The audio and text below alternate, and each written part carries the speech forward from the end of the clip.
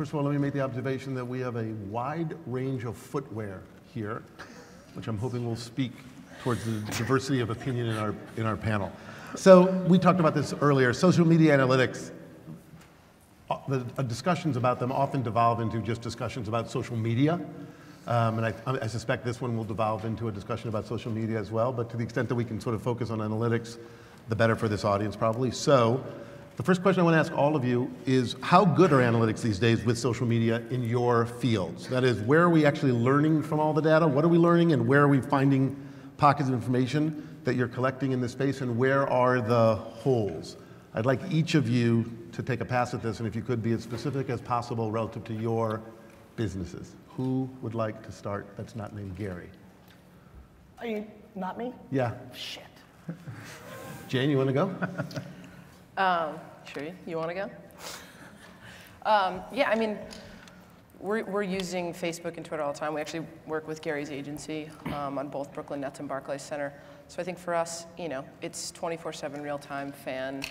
You know, they give us their opinions, good and bad, and we really use that. It drives content we produce and how we engage in ticket sales and offers and how we promote shows. I think there's sort of, you know, there's listening tools. I think sentiment analysis is a difficult thing that we're not really focusing on. We're using our community managers to really monitor that and monitor the conversation in more of a human way.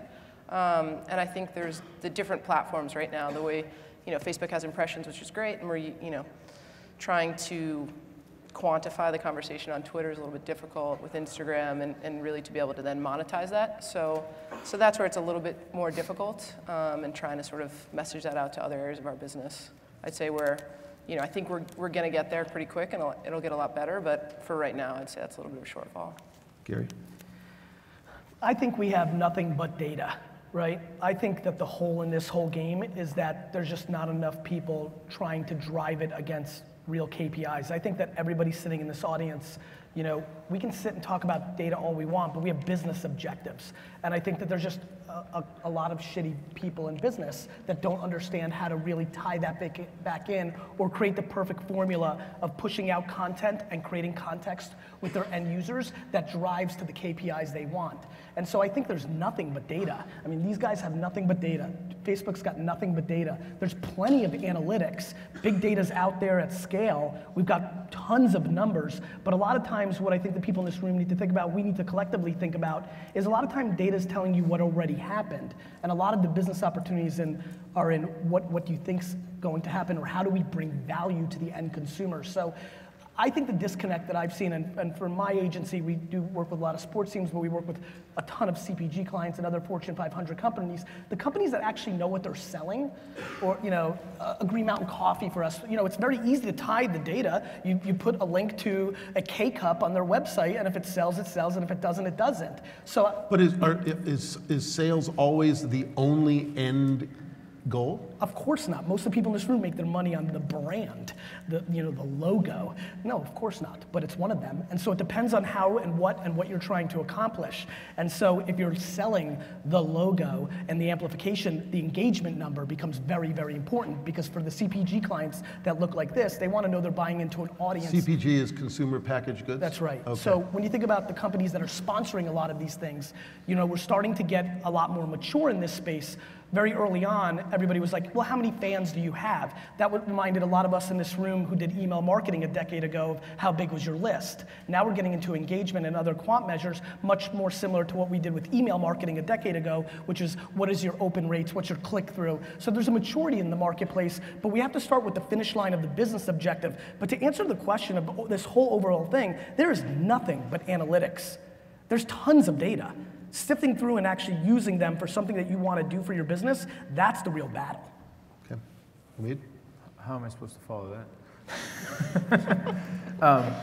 I think a lot of what I'm thinking is what Gary's saying, in the sense that I think people look at Twitter-specific data on the surface, and they look at the engagement and the retweets and how many replies that I get, but they're not diving into it further to see how they can actually drive content. What content are people responding to, and how do we look at the future, and how do we start changing our content. I'm talking about media companies who are using our platform to try to drive more traffic, whether it's to a video, a photo, or if it's to sell something, tickets, merchandise. There's a lot of information, and we're sitting on it, and people need to start diving into it to understand how does it get to their business objectives. And it's just immense amount of opportunity for third-party companies to come in there and just build new data around the information that flows through Twitter. At Bleacher Report, we have 7 full-time analytics members of our team that sit in between the data. As to your point, there's a lot of data that's out there. That sit between the data and our editors and our programmers. So they're actually deciphering the data. When it comes to social media analytics, I think actually that's one of the easier kind of distribution channels to solve. It's not very complicated.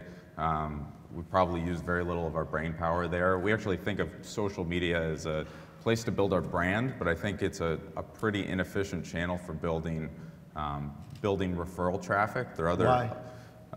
We're competing with so many other folks there versus when we try to convert readers to download our app or sign up for one of our newsletters. We basically have 100% share of voice, or we can kind of control that distribution channel in more of a direct way versus being kind of one of many, many sources. So when we think about programming or we think about content production decisions, much in the way that these guys just mentioned, it's always forward-looking. It's about being as predictive as possible, building as much predictability as possible into our content production machine. Hey, Garrett, Yeah. can I jump in for a second? Sure. I think what he just said was super interesting in one point, which is if you're not bringing value in a channel, you have a very difficult way to win in that channel. And I think it's really interesting insight to think about what he's saying, which is, he's right. Bleacher Report's gonna report about news, and there's gonna be thousands of people, including, everybody's a media company now, including fans and things of that nature.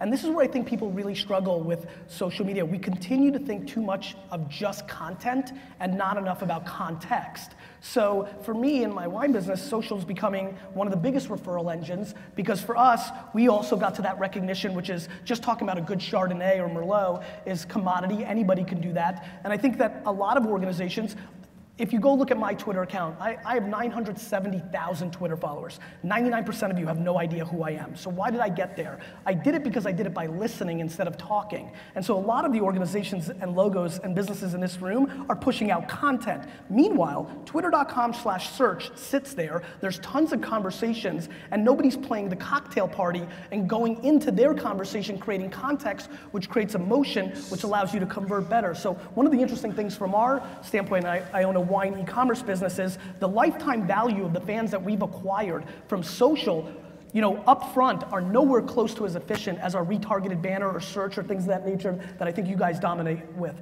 But in our 3-year study, the percentage of their wallet spend and their overall spend is much greater because the way they came into our funnel was because we were listening and gave a crap instead of just yelling something else down their throat. So give an example of what you mean when you say we were listening instead of just talking. So give either a made-up or real example. 2008 to 2011, I spent 13 hours a day on Twitter searching Chardonnay, Pinot Grigio, Merlot. Do you know how frustrating it is to answer what wine goes with fish 50,000 times a year? It fucking sucks. But. Well, just for the record, what's the answer? Well, the answer is definitely not Pinot Grigio. Stop drinking that shit. Probably, probably Suave right now. Okay. But Gary, and you know this, you have a little context for me. It was about, I was putting out content, but that was only part of my agenda, right? The context that I was building to create actual relationships that then brought them into my funnel in a different way. Not all impressions are equal. We have to start debating context more, not just what we're pushing. And so I think in a world where you're a media company, it makes sense, and you guys have been amazing at it, I'm a big fan. But I worked with a lot of commerce companies that are also looking at their quant in a similar way. I think we're not also riding the zeitgeist knife. What Twitter is amazing for is when there's something going on, making the content relevant. I think we've started seeing that a little bit with Oreo and the Super Bowl piece of content, and so it's a conversation. But the problem is the creative's not good enough, right? Now everybody wants to do it around the Grammys and this and that, and we're all doing just funny little pictures. We have to figure out how to bring value. In social, the value is actually listening and scaling the unscalable, and when we first start understanding that as an industry, we're gonna start reaping the bigger long-term benefits. Well, so I just got done reading Nate Silver's book, The Signal and the Noise, right? Which I'm guessing has a high penetration rate in this room. And he basically says it's super hard to be predictive. It's super hard to forecast. It's that even when you're good at forecasting, you're kind of bad at forecasting, but you're just better than the people who are worse. Right. So, but you have to think about, to varying degrees in your businesses, and you have to think about forecasting and trying to figure out what people will want or what people will want to, or how they will act. How are you thinking about it? How do you use social media to figure that out? Dave, you want to start? Yeah, I mean, I think the nice thing about sports is that it is inherently more predictive than most verticals. There are events that take place every single year. Some take place every 2 years, some every 4 years. But for the most part, like, you know, the NFL regular season is going to start roughly the same time period. We know when it's starting, and you can look at Hockey, not so much. Yes, you can look at your own data. You can look at public data. And see how people are consuming content, and you need to keep track of it, and you need to learn from it, and you need to figure out how it applies to the same event the next year or another event that looks similar. So, and we just got through National Signing Day, an event where we cover recruiting for a lot of different teams. We're figuring out how the lessons we learned from National Signing Day are going to help us cover March Madness better, going to help us cover the NFL Draft better. So that's, and social media is one signal for us. It's one programming channel. Our audience in social media, in fact, our audience on Twitter is different than our audience on Facebook. Our newsletter audience that I mentioned tends to be much older. We're programming to them differently. They have different analytics reports that we're using to create and program content. Can you give, and Jane, I'm curious if you were nodding your head, so it sounds like you have a similar feeling. Can you explain what kind of differences you might see between a Twitter audience and a Facebook audience from your purposes in terms of how you think about it? Both of you, why don't you go and then you can. Sure. I would say, you know, from a Facebook standpoint, we're looking to build engagement. We're looking to basically get as many impressions as possible, and it's snack content. It's not going to run very deep, and there's not that much more to it. You're there because you have to be there, kind of? I think we're there because it's a great opportunity to project our voice and to get the Bleacher Report brand in the hands of people who wouldn't see it otherwise. Okay. But it's not a channel that where we're trying to build. It makes up an immaterial amount of referral traffic for us. I think Twitter presents more of an opportunity to connect with specific people. To connect with influencers, and I think that's the truly great opportunity about Twitter, and it's just kind of they all know this, but it's just a little different in that sense. Okay. Yeah, I mean, I think for us, you know, Facebook is sort of everyone. Facebook is, you know, it's international. We've got huge pockets in, you know, the Philippines and India, and it's, you know, the people that are fans of our brands there. It's big and it's wide, and you know, we optimize the content knowing that we're going to get the best engagement on a single photo, post, or graphic because that's going to get the most reach and impressions. So we devise our content around those analytics. So we're going to post a lot more visual content on Facebook. Twitter is real time. It's, you know, we're live tweeting every one of our games, live sporting events. We're engaging with our fans. That's where, I mean, I would say in social media, we're not necessarily breaking the news anymore on the team side. It's, you know, because we're not talking about rumors or anything on that nature, but that's where, to the extent that we break news, we work with our PR team, we're sending that out. You know, the second a press release goes out, we're tweeting. Same thing, Instagram, different community. But what we've been able to do is leverage that community. For example, like B&H Photo presents our Instagram. Everything's black and white. It fits our brand, and it's gotten some press around that, and it's also, I mean, that was a way for us to monetize that platform for a partner that made a lot of sense. It's a photo, you know, for the folks not in New York, it's, you know, it's for photo enthusiasts in New York City. It's a perfect platform for them, and it's worked out well. We've got some earned media around it. I think to Jane's point, all the social platforms are being bucketed into one thing. And the truth is they're all different experiences from different behaviors. And what we as a platform deliver is the real-time conversation. We're not a website where you go look at a bunch of different things about one organization. You just see all the flow of conversation about subject matters, about whether it's sports or the current news. And companies the smarter companies have picked up on this and they treat it differently. You look at airlines and how they use Twitter. They're basically looking for anyone who says anything negative about their airline and immediately bounce back at them and say, hey, DM us, we'll take care of this. Right? Immediate customer service is happening because they're looking at it, and at some point they realized analytically there was a ton of conversation happening that is not helping their brand, and they need to respond to it. And they use different platforms in different ways, and it's important going forward for any brand or individual to see that there's a different audience in each of these platforms, and they need to treat them differently. You can't just do the same content on Facebook, Twitter, Instagram, Tumblr, and every other new platform that comes along. Gary expressed either frustration or implied frustration with, I think, people not making as much of what potentially Twitter has to offer them. Do you agree, and how do you guys think about trying to help people let you help them? Yeah, absolutely. I mean, a key component is we go in and sit with our partners, whether it's a team or a league or the broadcaster, and try to explain to them, here's what you should do at what time. So, for example, if a game is going on, conversation should be about a certain topic that's related to the game, but not necessarily when the game itself is going on. Do it during the breaks. Like, it's simple methods of programming. At the end of the day, media companies are programmers. They're giving you content at a certain point. And if you don't listen to your audience, if you don't look at the engagement rate that's happening on your tweets, whether it's during the game or during the breaks or during halftime, you have to really look deeply to see where they're responding to you. They're more likely to be engaged on the second screen when the game is during a break. So simple things like that we have to make sure our partners understand. And this is specifically around sports, but it applies to all parts of television and any sort of media. As your audience is reacting differently depending on what their #1 focus is. And we go in and try to explain to them, look at your data. Look at what happens when you do this on air. Look at when you put a hashtag on air, how the conversation spikes, and in turn, it's leading people to tune in to watch your programming. Little things like that make a huge difference in their programming. So that's kind of a content sort of differentiation. In the end, do you think social media is more useful as a predictor or more useful as a need satisfier?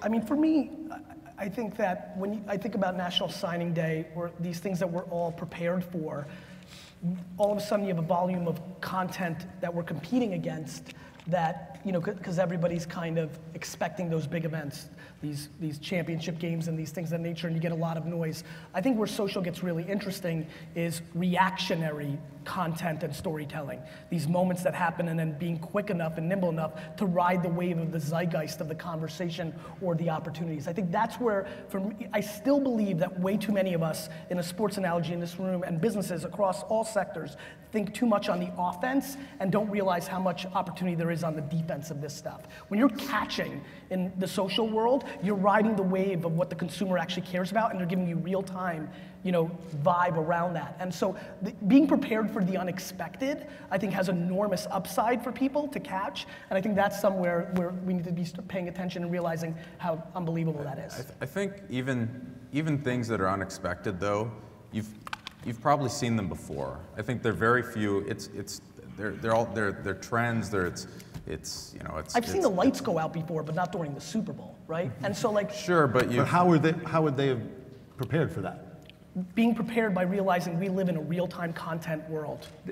They're prepared by having their team ready to bounce on it on the biggest day that they're marketing to the whole country and to the world, essentially. That's how they're prepared. Like, the Oreo team was prepared. They had the people ready to go. Probably a lot of the other brands weren't. Calvin Klein was prepared. They put up a video on Vine of a guy doing sit-ups saying while the lights are out, and it was a perfect combination. Perfect match to what they had on air. But by the way, this is where it becomes more of a social media discussion rather than a social media analytics discussion, right? No, it's not, because you know what the analytics were around that piece of Oreo content. Everybody talks about how many retweets, which has led to $14 million in earned media. So it all works together. You're thinking it does, but the reason it got all that attention is because 10,000 people retweeted it, and that's the analytics of that piece of content. The analytics is that 100 million people are watching the game. Like, the audience is there. That's the audience. You have to be prepared for the audience. No, the analytics, Omid, was the fact that a piece of content made on social media got so many retweets that people wanted to pay attention, right, and got so many impressions that people wanted to pay attention and keep talking about it. And here we are in dopey Boston, just kidding, and talking about it. And so I think we need to we need to realize that there's plenty of analytics. There's impression numbers against that Oreo sitting in a dark room. Just like there's impression numbers to every other dollar you spend. And energy, there's impression numbers to the CTR on a banner ad, right? To the impressions you think you're buying in print or outdoor or radio or traditional. You know, let's talk about the analytics of the traditional stuff. Who's got the good answers for outdoor media, ROI, and analytics and impressions? So I think this has very deep analytics. That's just not that fun to talk about. It's the gateway drug to the far more interesting conversation. Well, I think there's a problem with, because I think people end up thinking these, in the end, still end up being editorial decisions where you're trying to look at data and then sort of get hunches about them. The reason they dominate is they're really good at looking at the data and then letting that help them, you know, think about how they want to go with their content. And I think I think that matters. You know, is that the reason why you're dominant? I think it's one of the reasons why we've been able to grow very, very quickly in a short period of time. I mean, in 2008, we were a blip on the radar. Today, from a .com standpoint, we're the third largest sports website in the United States. And one of the reasons is because every piece of content we produce is produced for a reason, and because it's we're producing content that's efficient. And we learn from everything that we do. So the next time we see something, even if it's, you know, the lights go out at the Super Bowl, I'm sure there are events that happened in the past that are triggered in our editors' minds or in their handbooks, and they're saying, okay, here's what's worked well in situations that look kind of like this in the past. So here are your marching orders, go, go, go, versus just shooting from the hip. But I want to get back to the predictive part of this as much as we can.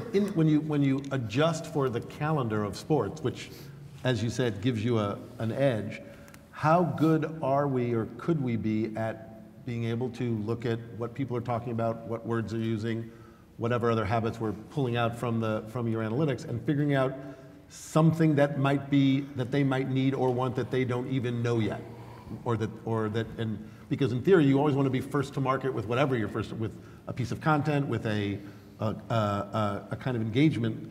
I think when people think about analytics and social media, they're often thinking about that, not just meeting demand now, but anticipating demand. And again, you know that people are going to be more in need of, or wanting demand when a game is coming up. But how much do you think about engagement X games in other ways? Yeah, I mean, we jump. And what do you know? I think for sort of one example, we knew when we launched the brand, we knew how important Brooklyn was and how Brooklyn pride and neighborhoods. But to that extent, Brooklyn is just the borough that just insists on talking about itself all the time.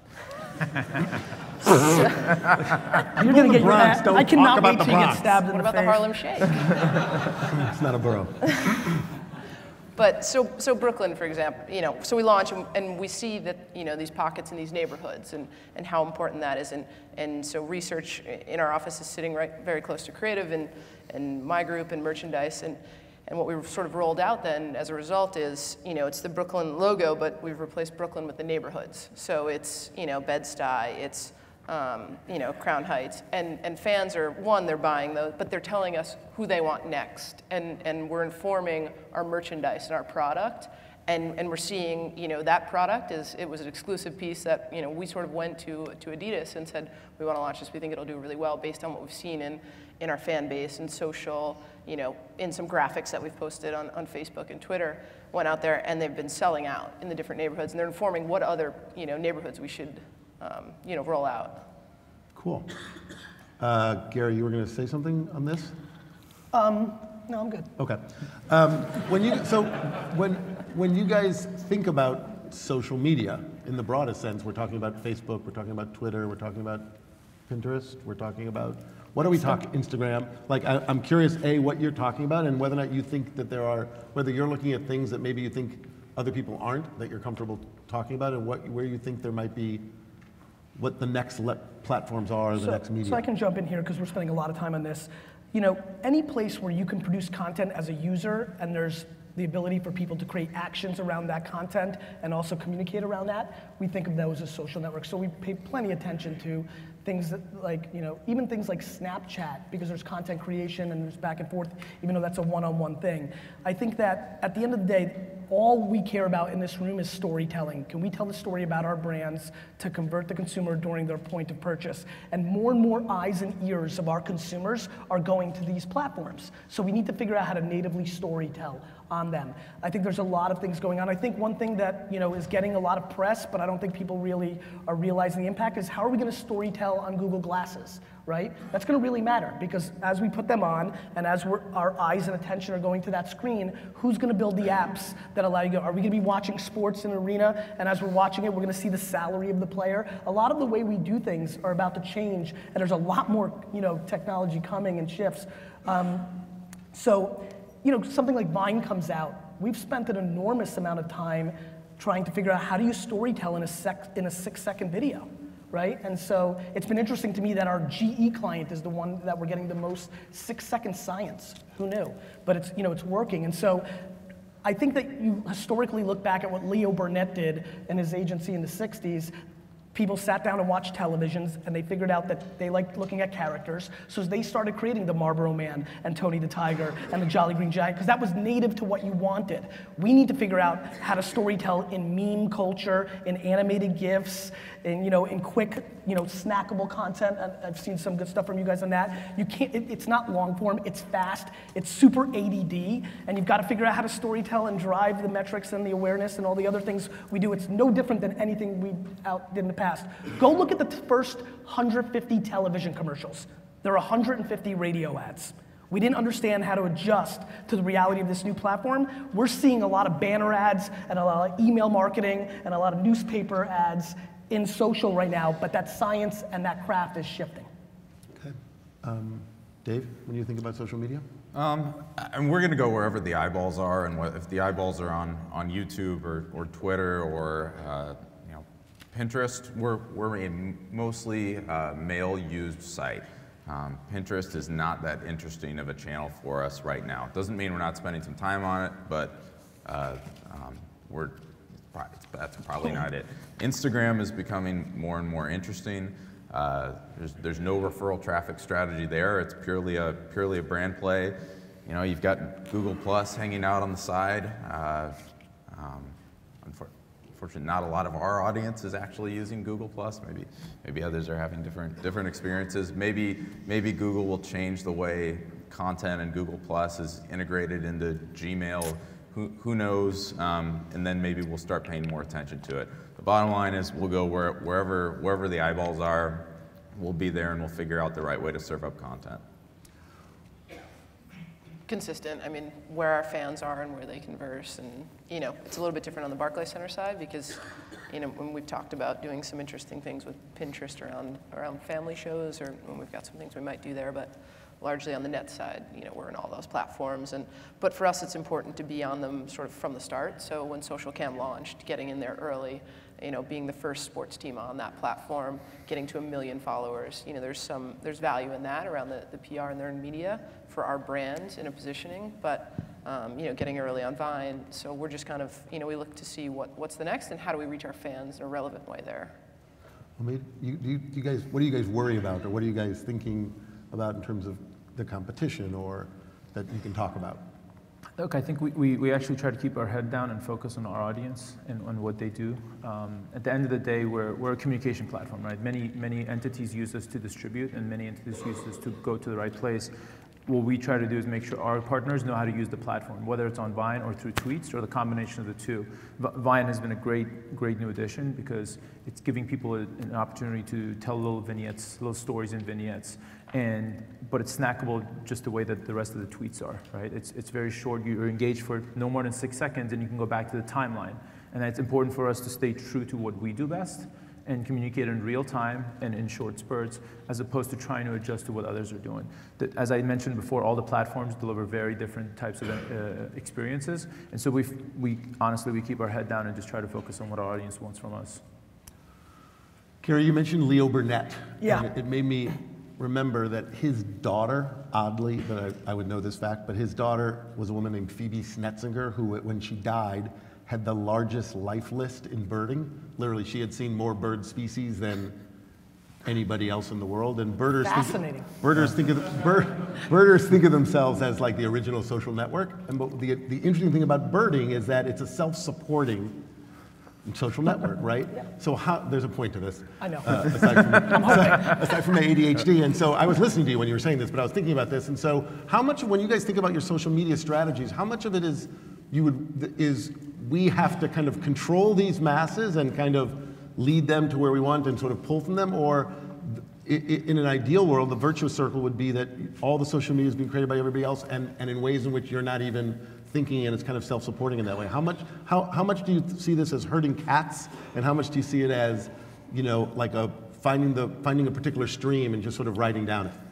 I continue to think that most of the other things we do is the herding cow thing, email lists, all this other stuff. I think there's an enormous opportunity for us to do reactionary marketing on these platforms. To me, it's, if we can't figure out how to bring value. So I think 98% of the Facebook fan pages I look at suck because they're just pushing content that no consumer wants, and so it's bringing no value. So I really feel like when we're having these conversations, we're debating like, is the piano good? What's the ROI of a piano? For me, nothing. For Elton John, a shitload, right? So all these things are tools. We keep talking about tools over and over. Bleacher Report writes good content and does good content, and so the craft, we talk way too much about IQ and things like this and not enough about EQ, the emotional stuff, the stuff that matters to the consumer. Why do we listen to music? Because we escape all the dumb shit that's going in our real life. It's a big industry. Why do we wear the clothes we wear? Because we want to express ourselves with our shoes. It's a big industry. I think we get very caught in the tools and the analytics. I think they're massively important. We have 14 full-time analysts at an agency, so we're in the same school and believe in that. It made us learn that comments were getting weighted heavier by Facebook recently, which made us change the copy and the creative. And go look at facebook.com/Furby right now. We have a piece of content with a 200,000 person fan page list that has 200,000 comments on it, which has led to millions of impressions and awareness for the brand. And so how do we get there? The mix of IQ and EQ, very similar to what these guys over here are doing, and very similar to what we should all be paying attention to. It's the mix of the two, and that formula, based on your voice and what the hell you're trying to accomplish in business, that's what we should be talking about. You want to talk about that a little bit? I will say that our CTO, before he started at Bleacher Report, built a social media site for birding. Okay, so I'm not an idiot. I may be, but... And it bombed. Because they're already doing it, I guess. Whatever reason, yeah. And I don't know that space that well. I'm sure it's very nuanced. I think to some extent when you're building your own distribution channels, and I'm a big fan of building your own distribution channels, as I mentioned earlier, whether email or your app, or there are lots of other things you can do too. I do think you have a little bit more control, and I think you really have an opportunity to shape a narrative and to try to make an experience. Like in our case, our mission is to make following sports more fun.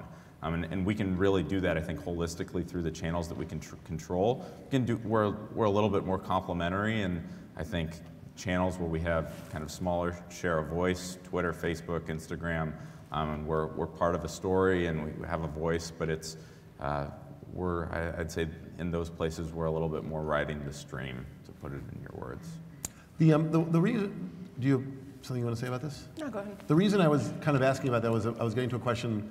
I'm curious whether or not how dangerous you guys think about, when you think about danger vis-a-vis social media, things getting out of control, or people, or the social media world, or streams in your particular worlds doing damage as much as offering opportunity, because I think potentially that can sort of happen in any number of ways, and I just wanted to talk a little bit about that before we start taking questions from the audience, because we got a lot of them. I mean, I think this story sums it up for me. I started working with a very big food brand. They call me, they're like, we're getting all these posts on our Facebook wall about this caging animal issue. let's get on the phone. Gary, you can help us with this. We just started maybe 2-3 years ago. We get on the phone, everybody's there. The board, the CEO, this is $1 billion company. They're like, all right, Gary, you see what's going on? And it's tons of pictures about this animals in cages and food, and it's not a good story. And my opening question was, well, are we actually doing this? They're like, yeah, but let's fix it. And I'm like, we can't. You know, the days of like 3 or 4 people controlling the media, and if you had relationships with them, you could squash a story, are over. If you do dumb shit or bad shit, it's gonna happen, and the world's gonna take that conversation and apply it. So the best way to stay out of harm's way is try not to do the wrong things. Because if you do, since we're all media companies now, it's going to get out there, and the only way to bite that bullet is the way we all like it as consumers, which is own it, tell the truth, and move on. You start covering up, the cover up is worse. So the fact of the matter is, it's always gonna happen. There's always gonna be something that happens. With social, there's so many more media outlets to kind of do it. I mean, Michael Jordan was not a good dude, but the media protected him, right? In today's world, he would just not have been able to get away with some of the things he got away with. The danger is in your own actions. It's that simple. People are not going to come out and just make up stuff about you and everyone's going to believe it. It's usually based on something that's happened, and then they comment about it in these platforms. Everyone has a broadcast medium now. And if enough people find out about it, the whole world will find out, because literally everyone's tweeting, putting it on Facebook, putting it on every platform. So it's your actions that you have to be accountable for now. Yeah, I think to that point, we're very mindful of our brand, who's posting for our brands, who's messaging. And then, we've got people sitting in platforms just monitoring the conversation. And if things happen, yeah, we know exactly what it is, and we work with PR to message, but we can't stop, things will happen, and we just have to sort of monitor, react, engage. Okay. Yeah. I think it's really easy for misconceptions to be, perpetuated through social media as well, because, boy can things spread. But I agree with these guys that the best thing you can do is focus on your own actions. Okay. So we have a lot of questions that have been tweeted. Are there people also who haven't, we also have a microphone in theory, if people want to raise their hands and ask questions. If you do, I'm going to maybe try to alternate if there are questions here. So if you have a question that you didn't get to tweet, raise your hand and we will get to you. But the first question is for Jane. Can you talk about why you decided to set up an additional account on Twitter @NetsPR? What was the need? I like the specificity of this. You want me to answer this so you don't get in trouble? Sure. Go ahead. But I'll save you. She didn't. The end. She didn't? No. She didn't have a need or didn't want it. No, I think you'll... Did you set one up? No, I did not. So I've been with the Nets for about a year, and that account existed. But what we've been trying to do is take a number of different accounts and really put it into one brand voice. So I think you'll ultimately see pretty soon that we're going to move to one brand voice.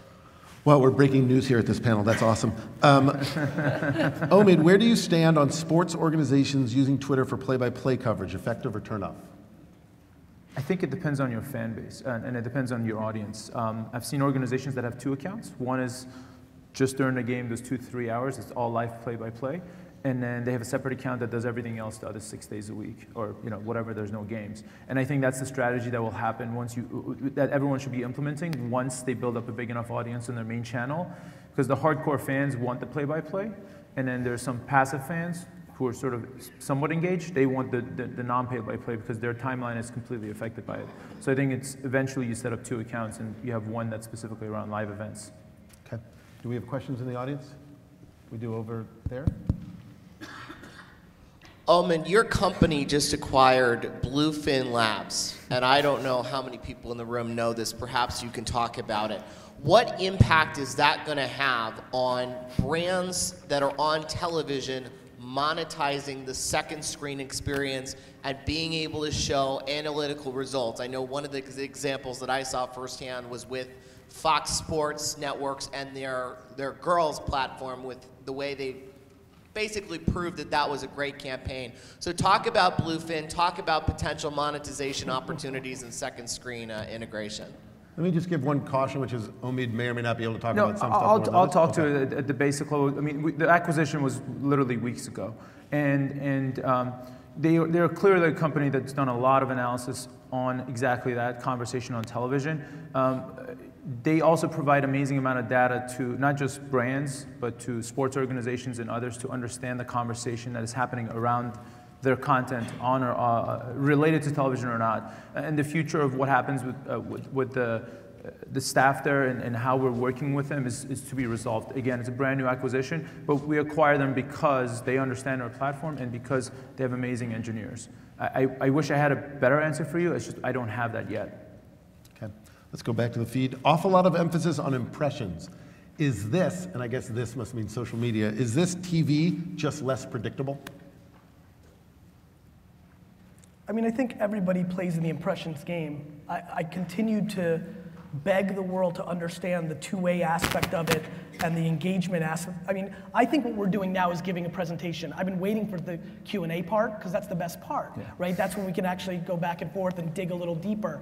Media for the last 100 years has been all of us pushing whatever story we want down the throat of the consumer. The amazing aspect of this new world is we get real-time feedback based on that, and we can also react to what the consumer is doing. So I don't think it's the same, but talking about impressions makes a ton of sense because it's a very basic and the key barometer for so many people around so many of the other ways we've monetized the properties and media aspects. In a world where we're all media companies, that's going to be a major metric. Right, but you guys were saying earlier that all impressions are not the same. How good are we at knowing which impressions will lead to, at some point of purchase, or not necessarily for you, I don't think, because I'm not sure ticket sales or even merchandise sales are that key, but how do you figure out what impressions? It is key. Okay. So a lot of the, so in the world I think about it is jab, jab, jab, right hook, right? So give, and maybe ask. So a lot of the reasons we do this fun content and gamification in the Nets world is to bring you value so that you continue to watch, so that when we do throw the right hook, which is buy a ticket or buy a jersey or things of that nature, you convert at a higher level. And so the people that have figured out the formula of bringing value in these channels to keep people around engaged and build equity, that when you go in for the conversion, you've got an aspect. I mean, I realized, for me, the real turning point was I was selling a lot of wine in my wine world, but when my first book came out and I got no media coverage, and I was on the New York Times best-selling list strictly through some tweets, that what basically happened was the 3 years of giving value, I basically guilted everybody into buying my book because I brought value. I was more like jab, jab, jab, jab, you know, I can go for an hour, finally right hook. If you can find the right formula for your business and what you're trying to achieve, give, and then ask, you're gonna convert dramatically better based on what you're actually giving. And how do you, is there it's super easy to measure, right? Yeah. Well, I don't know if it is or not. Like, how do you know? When you put a link to a jersey on Facebook, right? No, I meant how do you know? It's hard to measure what the right gives are, right? Because you can give them a lot of different kinds of things. Well, I think that's the stuff that we spend a lot of time on, right? I think you think about it as well. They put. And is that the EQ or IQ? So the EQ of it is kind of so the way we got to the Furby post was we started seeing something happening that the IQ led us to the EQ. We started seeing certain posts do quite well, and the common thread when we started understanding there was something based on an ask we were doing, which led us to a debate with, you know, all the Zen people and the creatives, that it was a lot about like how we were asking people to do something that was native to the platform that they would do physically that led to comments. Let me explain. We did an Instagram post for Brisk Iced Tea recently. We know that when you double tap in Instagram, you give them the heart. We put out a can with a little box that was empty in the middle of the can and said, double tap this with your nose. The piece of copy around the can was double tap this with your nose, which led to the greatest engagement we've ever seen. And literally people at home were literally like fucking doing this, right? And so, similarly, the Furby piece and the Milkbone piece that we just put out, we're starting to realize, wait a minute, so the Furby piece is like spell your name backwards, but not looking at your keyboard. There's a real science going on right now to natively make these things work for you. We're just still in very basic land right now. And if you're not testing different titles, imagery, length, I'll tell you right, here's a good one. If you're putting videos on Facebook that are over 10 seconds, they're not gonna work. Literally the consumer sees that it's over 10 seconds, psychologically understands that that's too long for them in the stream economy that we live in. And if that same thing was 9 seconds, you'd get dramatically more engagement. So put a 9-second video that link gates or gateways you to the 3-minute video and you're gonna have bigger success, yet we continue to want to put 3-minute videos in our stream. So basically you're saying that a lot of what you're thinking about is experience even more than sort of ingestion of information. Gary, what I'm doing is what marketers and business people have done for the last 100 years. We're trying to figure out the experience, the impressions, the engagement, the analytics. This is all the same game. We're not talking about any new shit here. What we're talking about is a new dynamic And the platforms have changed on us. And much like we had to adjust from radio and outdoor to television, and then this thing, the internet came around, remember that thing? We had to adjust to that. We need to adjust to this mobile, social, very fast-paced world. How do we storytell? How do we convert? There's a mix of analytics, there's a mix of creative, and there's a mix of the functionality of these platforms. You have to know your audience. It's that simple. Whether you go speak at a conference or if you're online tweeting, putting on Facebook, you have to know your audience. These guys do it the best in terms of looking at it from a data perspective and knowing what their audience is responding to and what are they clicking through. And it's no longer, let me just put it out there for everybody. It's like, let me put out the thing that most of our audience is going to respond to. It's an extension of what they're doing, but that's specifically brand side. This is the most general way, know your audience. But we do it for media side. I mean, we work with Fox and the New Girl Show, right? Like, so we're doing it for everything. Everybody's in the media business. Yeah, everybody. This thing, media business. You, media business. This cap, media business. We look for inefficiencies. So just as an example, 4 or so years ago, we realized that a ton of people were searching for the term NFL draft order on the last day of the NFL's regular season, because your final standings. The standings are fixed, and you know exactly where you're going to be drafting. And there were a huge amount of people that would search for this, both on our site and Google and social media, a ton of action, and not many media companies were creating a lot of content about it. And we realized that really should have been the kickoff point for our NFL draft coverage every year, not just at a national level, but at a team level. But we took an inefficiency and we built an entire event around that. And we've done that now in many, I mean, there are 30 of these 40 different events that we really treat internally as huge events that most people probably view as like secondary or tertiary things. So, and I think it continues to happen. When he was mentioning Pinterest, I was saying to my head, based on a lot of data that I saw last year around females in fantasy football, is that going to be a crazy opportunity, much like you guys saw that inefficiency there? I think we've seen from a little bit of a standpoint some pretty shocking opportunities from the female demo in sports, what they're interested in, and so I think their pin boards would over-index their norm in middle August around fantasy because of that huge spike in female usage, and I'm sure they see that and decide if it's still probably small. I get it. And so, for me, same thing in the wine business part. Pinterest has now become a bigger referral to selling wine than Facebook has. So, thing didn't exist 3 years ago. So you bounce around. You've got to be quite nimble. The prior platforms that we all story told and monetized on, they stuck there for 20, 30, 40 years, right? So you had time to figure out television and outdoor and direct mail and radio. These things are very, very different. I think of Facebook, Twitter, Pinterest, Instagram, Tumblr as radio, television, as different as that. And they're fast, and they're fast-paced, and we've got to adjust to that speed. Do we have a question? Yes. Hi, Gary. I want to learn more about that flying a gum wrapper when you're done. But in all seriousness, actually, you kind of building off of your last statement in a way. I know you guys have harped on about Facebook and Twitter, talking about how those are ways to help all your products, including your gum wrapper there, Gary. But the point is that I was curious about is thinking about, like, in Jane, like in your situation with the Nets, obviously, Dave, in your situation with Bleacher Report, what are the other opportunities out there besides, like, excluding Facebook and Twitter that you guys are using, whether it be Instagram, Pinterest, Google+, possibly you guys are working on things that are going to that can complement Twitter. So I guess, and I'll kind of like to sum that all up, what are the other avenues, excluding Facebook and Twitter, that if you're in social media, you should be going to use to complement Twitter and Facebook? Well, I definitely don't think it's complementing, right? I think they're native platforms in themselves. So here's one of the reasons to use a new platform early on that isn't at scale. SocialCam came along, trying to make its big claim to be the video for, the Instagram of video, right? And it got a lot of buzz and it was starting to get usership. I think they used Facebook, quite a bit to be the gateway to their thing, and they gamified EdgeRank and the pages. And so we, to Jane's credit, they were a nimble enough brand to like move on it quickly, right? Obviously the brand was excited that a big brand like that, the SocialCam was excited that a big brand like that jumped on. They put him as a suggested user, which gave us quite a bit of free fans.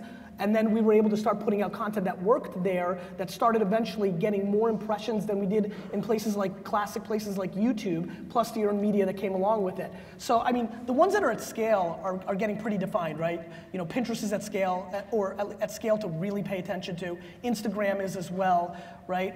You know, I think you alluded very smartly to what you said about Google+, which is Google+ is a social network layer. They're gonna really affect YouTube and Gmail and Android and GChat with that, and that's gonna be their play because they clearly haven't gotten users there. So we never bet against Google Glasses. We never bet against Google because they're at that scale.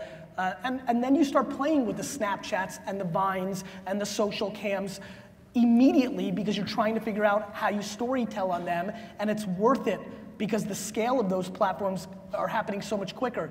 The road to 10 million users now happens sometimes in days and weeks and months, not in years like it used to. So you've got to almost have like a Navy SEALs unit that is always tasting and playing with new stuff to try to learn. And I think you kind of alluded to that. And then you've got your core, and I think there's more core than just Facebook and Twitter. I think Instagram, Pinterest, if you're over-indexing in the female demo, for sure.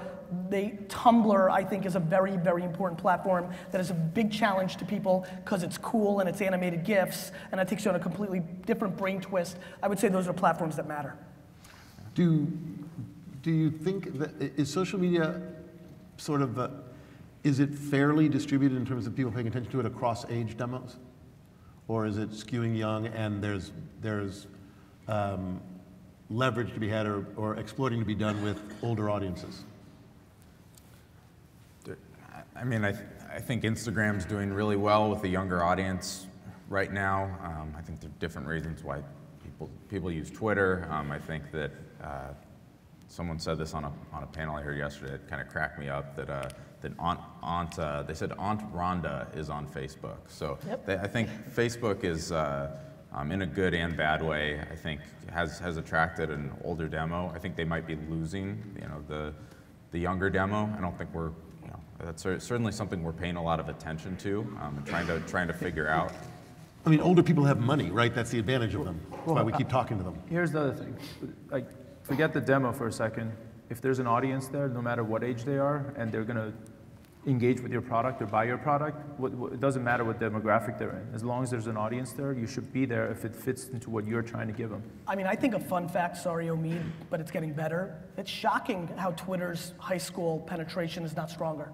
Just is. It's not as good as it should be. You know, it's getting better, and I think they're doing a better job about it. It's getting there, but like, that's a fun fact that if people aren't paying attention to, wouldn't be assumed. You know, I think, you know, there's a, you know, I think Facebook's clearly at scale. I think Twitter does a great job across the board, but I think they should be a little stronger at, you know, at high school. You know, so, I think that it moves, and more importantly, how many people here are parents of kids that are 14 to 22, just raise your hand. I know it's a pretty young crowd, I'm just curious. So for the 20 of you, remember 2 or 3 years ago when you had this conversation? Hey, little Ricky, I don't care how you call your friends, when your dad calls, you pick up the damn phone. How's that worked out for the 20 of you? Shit, because little Ricky's made you text. You haven't made Ricky pick up the phone. And so the fact of the matter is these things happen and we're all aging down. Technology's forcing different demos into different things. I mean, Twitter's growth in high school happened as high school females started getting more into it, and they mainly got into gossip, you know, and as the girls started, you know, anywhere girls go, guys go, and so that kind of started happening a little bit for them in high school, and so there's a lot of dynamics, but technology is going to force us all at scale on these platforms. Instagram for us on a lot of demo for our retail e-commerce clients have stunned us on how old they were. We kind of played in that same place at Young over the last 6 months. We've noticed, because we can't link out, so we're, as you know, which hurts a lot of people for their love for Instagram, but we've started putting pictures with call to actions in the copy, and the codes have started coming back at a much older demo than we anticipated. So, you know, I'm stalking people every time I fly. When I go now to Logan real quick, I'll look at people's phones. I've started noticing the Instagram camera on older peeps' home screens.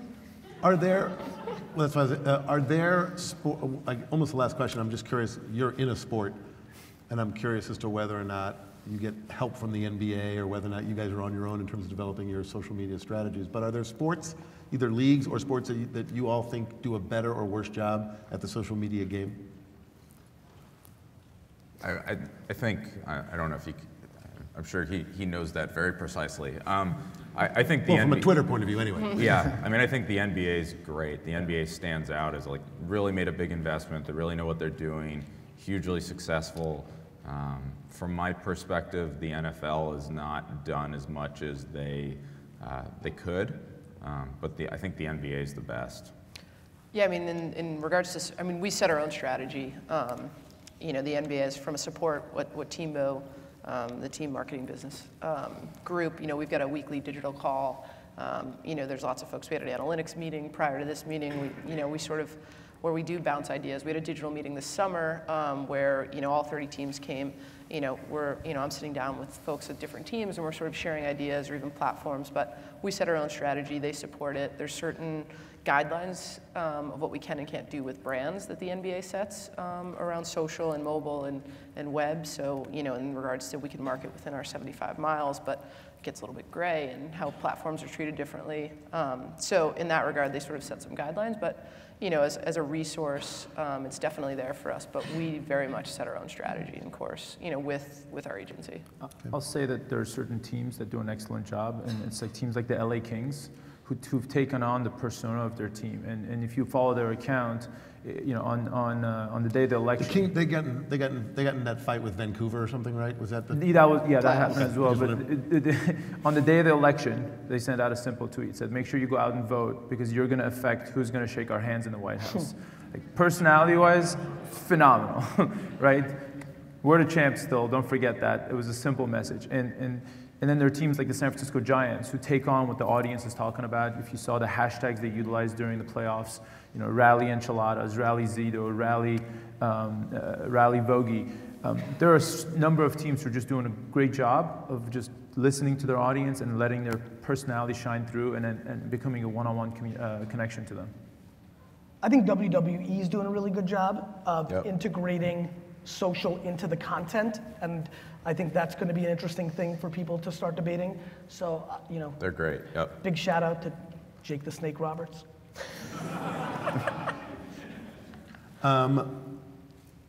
Last question, or last answer from each of you. If you just had to think of one thing that you think about when you think about social media that you think other people aren't thinking about enough and should, what would it be? Gary, you're going to go last.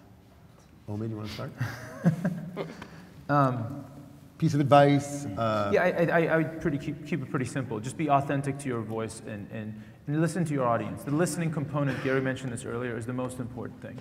You can scream and shout as much as you want, but if you're not listening to what they're saying about you, you're never going to learn who your fans are and how they're thinking about you. And then look at the analytics around it. Look at the engagement that your tweets are getting or your posts in other platforms. What is working? We know photos work better than just text, right? And sometimes the stats work better than just, hey, go team. But Ricky Fowler, Ricky Fowler, I believe, sends out go time. And he sent it once before a tournament, and now every time he's about to go play, he hits it out because his fans are super engaged. He saw how many retweets he got on something that simple, and it's because he was looking at his data. And so look at your data, listen to what your fans are saying, and you'll be able to understand how to engage with them better and get them further loyal to you. Dave? I think of our business as a funnel. There are all these different places where audience congregates, and it's our job to convert them into loyal Bleacher Report users, because we think our product, our TeamStream product, our site offers something that's better than anything else that's out there. So that's the way I look at the world. That drives a lot of our decisions. It's how can we leverage social to eventually convert these people to become loyal Bleacher Report users. Okay. Yeah, I mean, to Omid's point, for us, it's engagement. It's what we focus on. I mean, I think we all, especially in sports teams, we rank each other, sort of we see where we rank as related to, the 30 teams and where do we sit, and everybody looks at likes and follows, but for us, it's the engagement. How are we reaching our fans? Are we reaching them? Are we engaging them? And then are we activating them? When we do reach out to them, because we're in a ticketing business, when there's sponsor messages, it's important, but engagement is the key for us. We need to know that our fans are engaging with us, and wins and losses and off season, we've got to play the calendar year, and that's what we focus on. Okay. Gary? I think my statement would be the only reason I love social media is because it sells shit. right? For me, this is a very simple thing. You know, I'm a businessman. I don't like technology. I don't give a crap about Twitter or Facebook or Tumblr or Instagram or anything else. The only thing I care about is delivering value to the consumer so that I can convert it into cash. And so, to me, that's the point that's been really interesting to me. That so many if people put as much energy into quantifying the ROI of social as they would into all the other channels they're doing, it'd be a really more fascinating debate than it is right now. And so I think that's right. And I think, you know, with certain people I've worked with in the past, I think they're incredible at it in certain pockets. But then when I think about the traditional aspects of where we spend a lot of money and energy, the quant isn't there in the way that there's math that's accepted because it's been around for 50 years. So at the end of the day, I think this is about caring about the end consumer, because I hate when we go to analytics conferences and we talk about user numbers. These are human beings. Let's bring value. Caring for the end consumer, that's what really matters. Cool. Go to Nets games, hire VaynerMedia, be on Twitter, read Bleacher Report, because these guys were great panels. I want to thank you very much. Thank you.